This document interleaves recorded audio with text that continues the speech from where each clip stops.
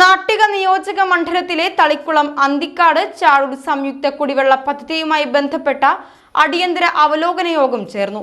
പദ്ധതിയുടെ പുരോഗതി വിലയിരുത്തലായിരുന്നു യോഗത്തിന്റെ ലക്ഷ്യം.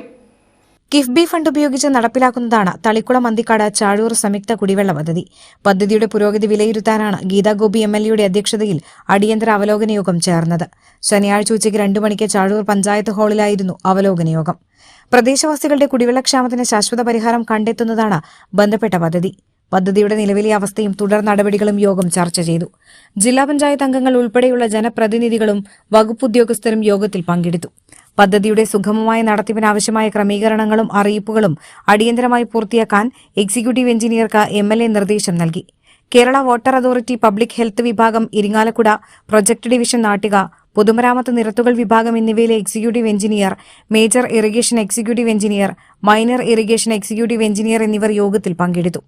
തുടർന്ന് ഉദ്യോഗസ്ഥരും ജനപ്രതിനിധികളും കരുവന്നൂർ കമാൻഡോ മുഖം സന്ദർശിച്ചു.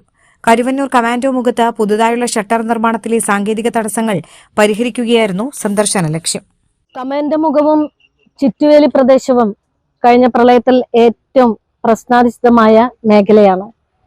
എന്നിരുന്നാലും ഇപ്പൊ നിൽക്കുന്ന ഈ ഷട്ടറിന്റെ പണി 45 ലക്ഷം രൂപ ചെലവഴിച്ചുകൊണ്ടുള്ള ഇറിഗേഷൻ ഡിപ്പാർട്ട്മെന്റ് പ്രവൃത്തി പുരോഗമിക്കുകയാണ്.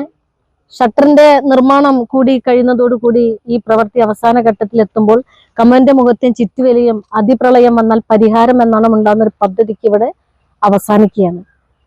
ഏകദേശം 10 ദിവസത്തിന്റെ ഉള്ളിൽ ഇതിന്റെ പണി പൂർത്തീകരിക്കുന്നതോടുകൂടി ഷട്ടറിന്റെ നിർമ്മാണം ഇതിന്റെ സിവിൽ വർക്കും തീരുമ്പോൾ ഈ മേഖല മൊത്തം ചണ്ടികൾ നീക്കുന്ന പ്രവൃത്തിയും കരാറുകാർ ഏറ്റെടുത്തു കഴിഞ്ഞ് 2 ദിവസത്തിൽ തന്നെ ഈ പ്രദേശത്തെ മുഴുവൻ കനാലിലെ ചണ്ടികൾ നീക്കി ആ പ്രശ്നം പരിഹരിക്കുന്ന രീതിയിൽ കൂടിയാണ് ഇന്ന് ഇറിഗേഷൻ ഡിപ്പാർട്ട്മെന്റിന്റെ എക്സിക്യൂട്ടീവ് എഞ്ചിനീയർ മിസ്റ്റർ ഒരു 10 ദിവസത്തിനുള്ളിൽ നമ്മൾ ഷട്ടർ കൊടുന്ന് പിന്നെ ഗ്രൂവ് കട്ട് ചെയ്ത് ഷട്ടർ ഇടാൻ മാത്രമേ ഉള്ളൂ, അത് ചെയ്യും.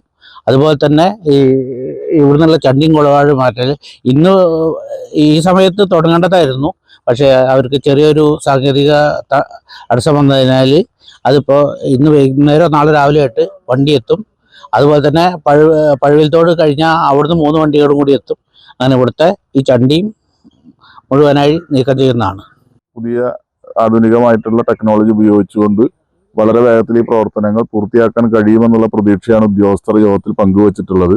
നേരിട്ട് സ്ഥിതിഗതികൾ മനസ്സിലാക്കുന്നതിനും പ്രദേശത്തെ ജനങ്ങളെ ഇത് ബോധ്യപ്പെടുത്തുന്നതിനും വേണ്ടിയാണ് ഇന്ന് ബഹുമാന്യയായ നാട്ടിക MLA ഗീതാ ഗോപിയുടെ നേതൃത്വത്തിൽ ജനപ്രതിനിധികളും ഇറിഗേഷൻ ഉദ്യോഗസ്ഥരും അടങ്ങുന്ന ഒരു വലിയ സംഘം ഈ പ്രദേശത്ത് എത്തിച്ചേർന്നിട്ടുള്ളത്.